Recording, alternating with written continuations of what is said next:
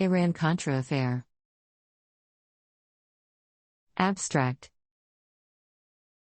The Iran-Contra affair, often referred to as the Iran-Contra scandal, the McFarlane affair in Iran, or simply Iran-Contra, was a political scandal in the United States that occurred during the second term of the Reagan administration. Between 1981 and 1986, senior administration officials secretly facilitated the sale of arms to Iran, which was the subject of an arms embargo. The administration hoped to use the proceeds of the arms sale to fund the Contras, a right-wing rebel group, in Nicaragua.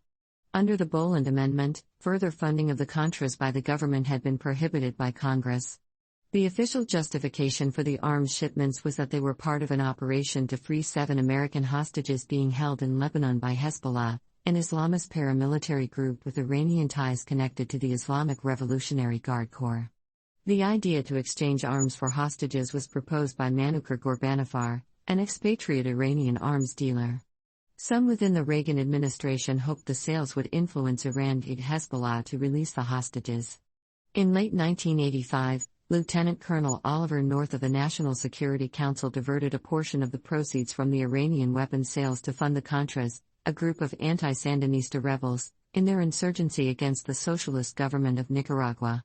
North later claimed that Ghorbanifar had given him the idea for diverting profits from TOW and Hawk missile sales to Iran to the Nicaraguan Contras. While President Ronald Reagan was a vocal supporter of the Contra cause, the evidence is disputed as to whether he personally authorized the diversion of funds to the Contras. Handwritten notes taken by Defense Secretary Caspar Weinberger on December 7, 1985 indicate that Reagan was aware of potential hostage transfers with Iran, by Israel, as well as the sale of Hawk and TOW missiles to moderate elements within that country. Weinberger wrote that Reagan said he could answer charges of illegality, but he couldn't answer charge that big strong President Reagan passed up a chance to free hostages. After the weapon sales were revealed in November 1986, Reagan appeared on national television and stated that the weapons transfers had indeed occurred, but that the United States did not trade arms for hostages.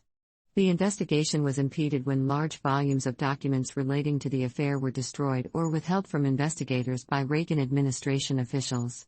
On March 4, 1987, Reagan made a further nationally televised address, taking full responsibility for the affair and stating that what began as a strategic opening to Iran deteriorated, in its implementation, into trading arms for hostages.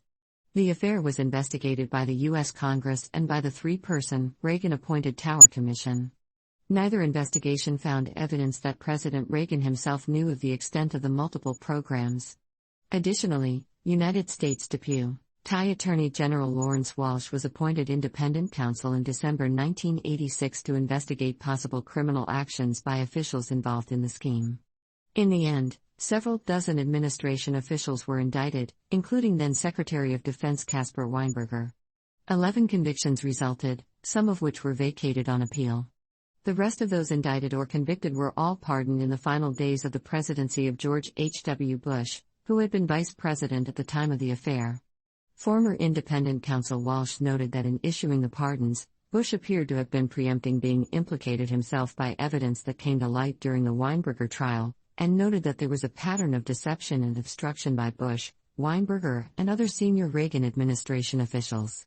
Walsh submitted his final report on August 4, 1993, and later wrote an account of his experiences as counsel, Firewall, the Iran-Contra conspiracy and cover-up.